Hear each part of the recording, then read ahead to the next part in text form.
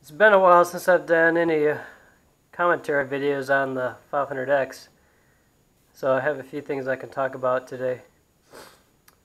I had a puncture on the Shinko 805 tire, which I ended up repairing and plugging, and I rode on it for hundreds of miles.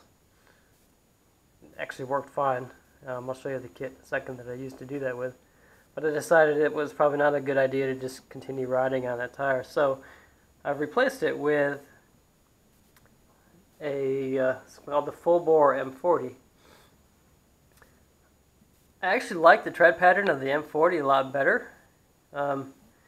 It's a more kind of uniform tread pattern. It should provide more lateral grip, where the Shinko really doesn't have any lateral grooves. That's one complaint about that Shinko tire. And the M40 is a lot smoother on road as well, even though it still looks relatively aggressive. On-road performance is better. The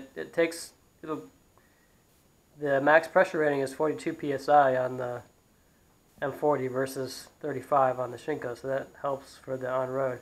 It's a lot smoother, and honestly, I like the tread pattern. I think it's going to do well on dirt and gravel as well, although I haven't actually done much of that yet.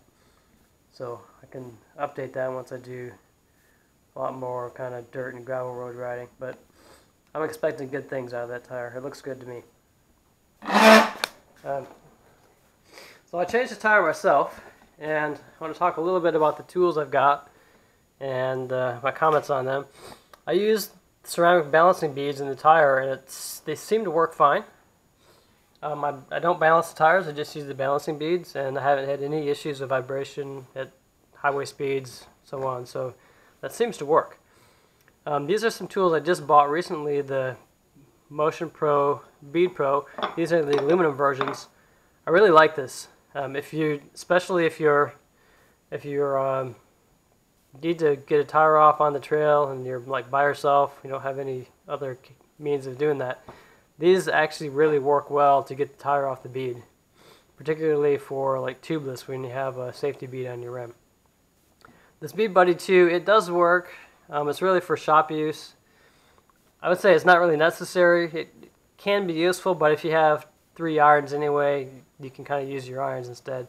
Although, I mean, it does work if you need it for that. Rim protectors are useful, especially at the very beginning or very end, to get in the last kind of levering or the initial levering to kind of protect your rims. And the Trail Bead Buddy, I've not used this, but this seems like it could be handy on the trail, and you can kind of see the size difference here. This is intended for carrying on the bike, this is for the shop. So these levers, these are the bead breakers actually work really well, and they have levers as well. So when I installed the M40, I used these 2 levers along with the shop lever. So I'm not that big of a guy, so the extra leverage on the shop lever is really handy. I would carry that on the bike with me for kind of trail use as well. Even though it's steel and it's heavier, the extra leverage this thing provides is really, really useful. And the way this thing is bent and curved, this is really helpful too for getting around the bead on the tire, where it can be more difficult with just these straight levers.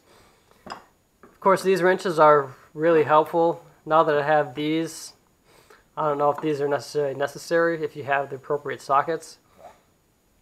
But as a lightweight option, additional option for levers, the Forge T6 levers with the appropriate size wrenches for your axle nuts and so on are nice to carry on the bike.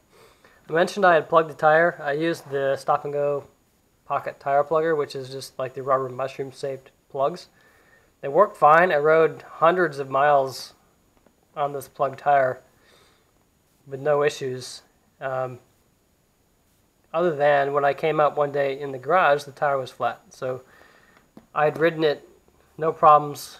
I think when I cut the original plug, I may have cut it too short or something, because it kind of pulled back inside the tire. I replugged it and didn't have any issues until I changed the tire again.